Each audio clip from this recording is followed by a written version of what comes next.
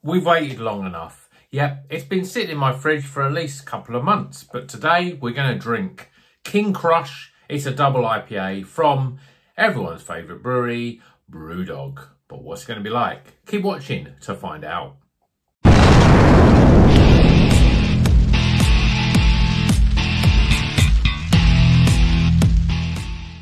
Welcome back to Rocker's Beer Review. Today we're drinking King Crush. Now I've had this a couple of months in the back of the old fridge. I had the no, it wasn't Candy Kittens. It was something with a cat on it, and it was basically a New England IPA. Now this is actually like an amped up version of it, although it's actually a milkshake IPA. So it's a double milkshake IPA. It says mango and passion fruit. The hops that are in this are the same as the other one, the kitten one. I need to remember what it's called now. The kitten one, you know what it's called. It's got a cat on the front, sort of Chinese cat. Yeah, you know. And that had Citra, Mosaic and Talus. And this has also got Citra, Talus and Mosaic in it. So I'm thinking it's going to be an amped up version of that. Not that I can remember what that was like. So let's crack it open, get it in a glass and see what it's all about. 8.4%. So it's a big double IPA. But it is a Brewdog. I remember having a double IPA from them a while ago, and it was quite thin and light. It wasn't very much like a double IPA, and I'm probably expecting this to be similar. Obviously, a milkshake IPA added lactose in there. I'm usually not a big fan of lactose in beer, but let's see what we've got anyway. So beer in a glass. To me, it looks very bright and orange in my light, but if you look at it here, it's a very orangey colour beer. Orange. It's got a slight haze, but it isn't a thick haze. You can almost see through the bottom. There's a bit of light getting through right at the bottom there. You can see that. Literally half a finger. That won't stick around. White head. Looks like an IPA should. So let's see what the aroma's like. Ooh.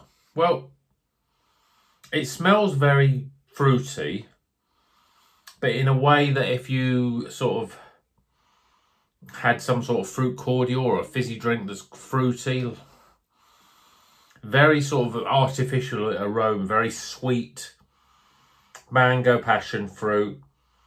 You can almost smell a sort of milkiness about it. It's quite inviting though, so let's see if it tastes as good as it smells. Cheers everyone.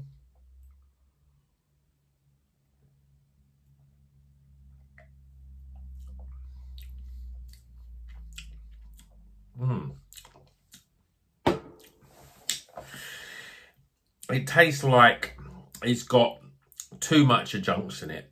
It's almost like it's like sweets. It really is like if you sort of had a tropical flavoured or fruity mango flavoured sweets. Sometimes they have a slightly sort of creaminess about them. Yeah, I'm thinking like your Starburst, that sort of stuff. It's all sweetness right up front. You can't even taste, until you drink it, you can't actually work out that it's, if you were drinking it blind, you wouldn't actually know it was beer.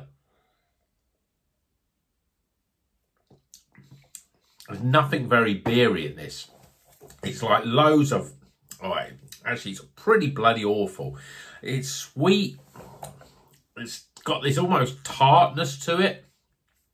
And all you're getting is this artificial sweetener flavour with a little bit of mango and passion fruit and a little bit of milky creaminess, but not in a pleasant way. It's a little bit creamy but sweet.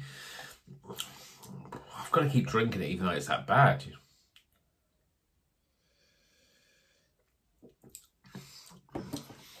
Ooh, no, it's not good. This is a sink pour for me.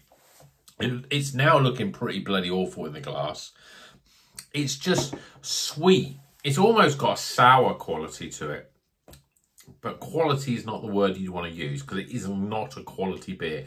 This is the beer that gives craft beer a bad name. I think there's some great double IPAs. Any IPAs, don't put adjuncts in it. And to be honest, I'm not even convinced with milkshake IPAs. It's one of those things like your brute IPAs and your cold IPAs that they could just piss off basically, because I think that they're not welcome in the beer. I don't think beer drinkers really like them. I still see people making comments about Sainsbury's and Tesco's and all that beers, you know, the fruit twisty sort of beers that they put added adjuncts in and said, oh, this is nice and fruity.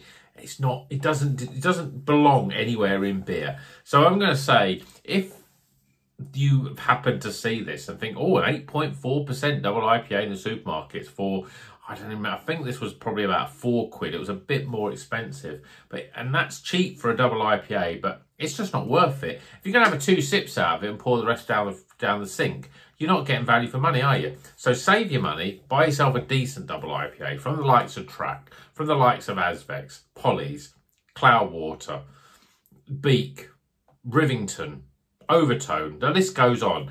Just don't buy Brewdog. They don't make great beer. The best beer they can make is at its best average. So really, it's just not worth your time. You get no benefit out of it. Even if you're in the supermarkets and you're scraping along with a few pennies to rub together, just don't buy Brewdog. There are plenty of other beers to buy instead that are like 10 times better than this. This is awful. It's going down the sink. You ruined my Friday night, Brewdog. Thanks for that. I can barely even bring myself to do some scores, but here they come.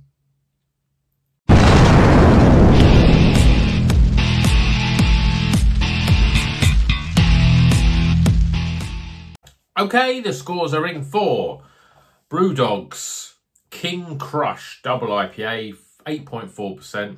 Mosaic, Citra and Talus, but to be honest, you wouldn't even know there was hops in it because it just tastes like a fruity, boozy, horrible mess, and that's exactly what it is. But we'll go through the scores, starting with aroma, appearance, flavour, value for money. I said this was about £4, I think. And finally, my overall experience. Tying the scores up, no surprise, we are getting a really crap beer. I want to start swearing on this channel. I don't like swearing too much. I know that some kids watch it, some parents and have their kids watch stuff and they like the catchphrase, all that sort of stuff. They're not really swearing, but this is a sort of beer that makes me want to swear on the channel because it is awful. Brewdog have no place anymore, I think, in a craft beer journal. I mean, I'm sitting this here. I found this book the other day, which I got a little while ago.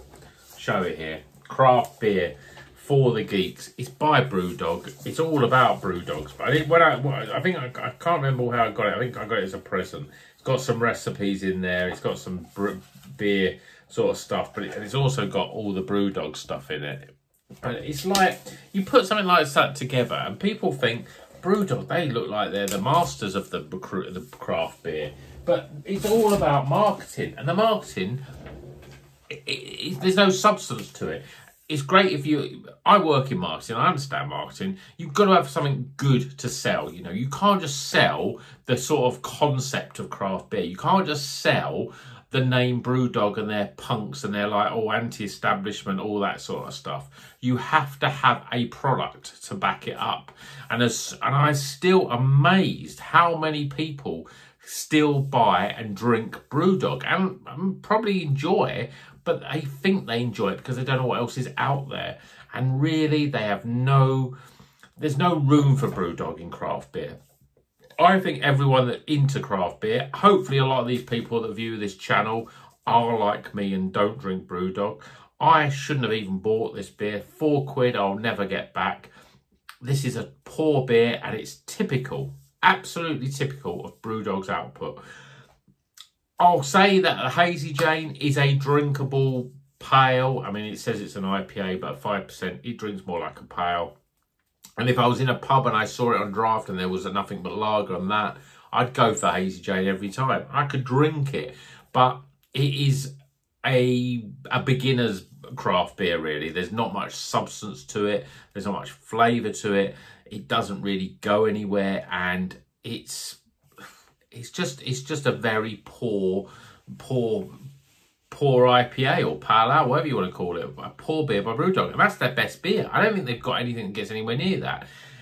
A lot of their stuff's got adjuncts in it. You know, you're looking at your sort of Elvis juice and all that. You know, added grapefruit, not needed.